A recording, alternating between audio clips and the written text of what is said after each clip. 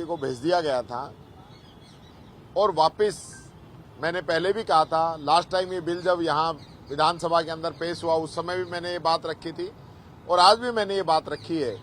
ये बिल सिर्फ और सिर्फ जो कोचिंग के लोग हैं, कोचिंग माफिया हैं, कोचिंग के बड़े लोग हैं, उन लोगों को फायदा पहुंचाने के लिए लाया गया है, क्योंकि लगातार अभिभावकों की जेब कटने से, बच्चों के सुसाइड करने से सुप्रीम कोर्ट, हाई कोर्ट के सख्त निर्देश थे कि सरकार इसके लिए कोई कानून बनाए। और तभी आपने देखा होगा लास्ट टाइम जो कानून आया वो बहुत कमजोर था, उसको वापस भेजा गया, लेकिन उसको और कमजोर करते हुए उसको आज वापस पेश किया गया। पहले के प्रावधानों में 2 कमी और कर दी। जो पेनल्टी थी वो प्रथम गलती पे जो 2 लाख थी उसको 50,000 कर दिया, दूसरी पे जो 5 लाख थी उसको 2 लाख कर दिया, और सबसे बड़ी राहत ये दे दी कि 100 की संख्या जो है, जो पहले 50 की संख्या थी उसको 100 कर दिया। इससे हजारों कोचिंग तो वैसे ही इससे बाहर हो गए। और दूसरा सबसे बड़ी बात जो है, मोदी सरकार ने सुप्रीम कोर्ट की डायरेक्शन के बाद में एक सर्वे करवाया पूरे देश के अंदर अलग अलग संस्थाओं से, चाहे वो बनारस हिंदू विश्वविद्यालय हो, मद्रास आईआईटी हो और अलग अलग संस्थान हो, उन सब से अलग अलग डिपार्टमेंट से सर्वे कराया। उसमें ये बात निकल के आई कि 16 साल तक के जो बच्चे हैं उनको कोचिंग में नहीं लिया जाए, उसके बाद कोचिंग के अंदर उनका एडमिशन हो। लेकिन इन्होंने उसको दरकिनार कर दिया, यानी कि मोदी सरकार की भजनलाल सरकार नहीं मान रही है।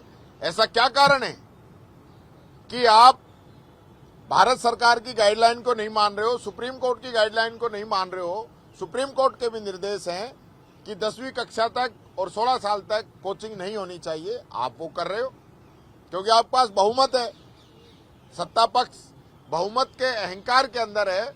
और आज का एक काला दिन बना है, काला अध्याय जुड़ा है कि ये जो बिल जो है प्रदेश के उन युवाओं के लिए होना चाहिए था जो भविष्य के सपने संजोए हुए हैं, लेकिन ये बिल बना है उनके अभिभावकों की जेब काटने के लिए, उन पे मानसिक प्रेशर डालने के लिए। आज मंत्री जी कह रहे थे पिछले 4 साल में 70 डेथ हुई है कोटा के अंदर। मैं पूछता हूं 4 साल की छोड़ दीजिए, 6 महीने की बताइए या पौने 2 साल की बताइए कि आपके समय में कितनी आत्महत्याएं हुई हैं। वो नहीं बताएंगे, आंकड़े पिछले सालों से जोड़ेंगे, क्योंकि ये विषय बहुत गंभीर हो चुका है।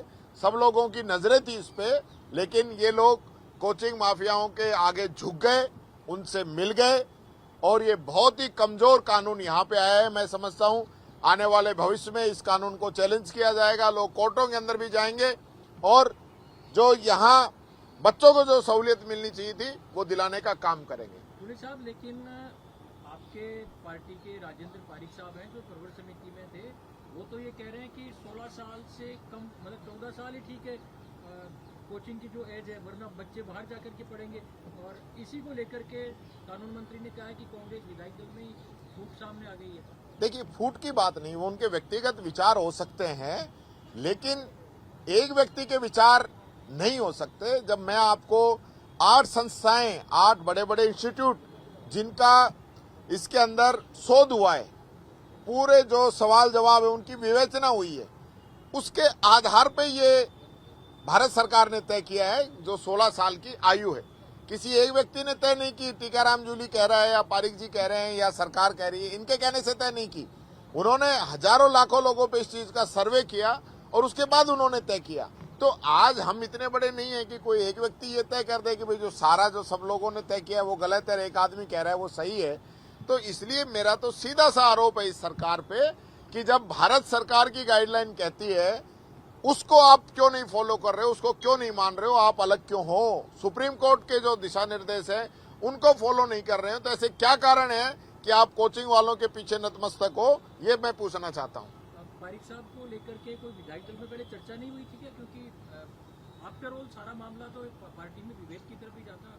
देखिए, बिल पे सब लोग अपने अपने विचार रख सकते हैं, रखते हैं, पहले भी रखते आए हैं, तो उनके व्यक्तिगत विचार होंगे, लेकिन पार्टी के लगभग जो सदस्यों ने जो बात रखी है वो इस चीज को लेके रखी है कि बच्चे जो डिप्रेशन का शिकार हो रहे हैं नहीं होना चाहिए, जो आबादी एरिया है उससे कोचिंग बाहर होनी चाहिए, जो स्कूलों में नामांकन और कोचिंग में नामांकन साथ चल रहा है नहीं होना चाहिए।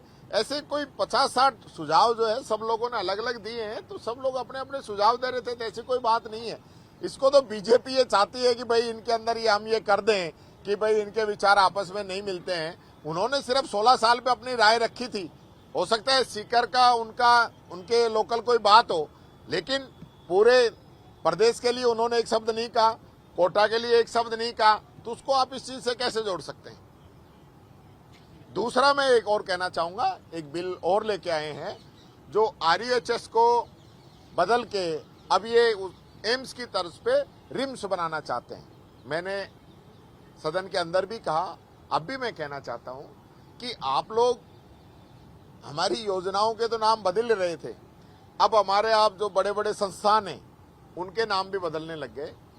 RUHS वो मेडिकल कॉलेज हॉस्पिटल है जिसने कोविड के समय में यहाँ की जनता की सेवा की। यहाँ के स्टाफ ने कोविड के समय में जनता की सेवा की।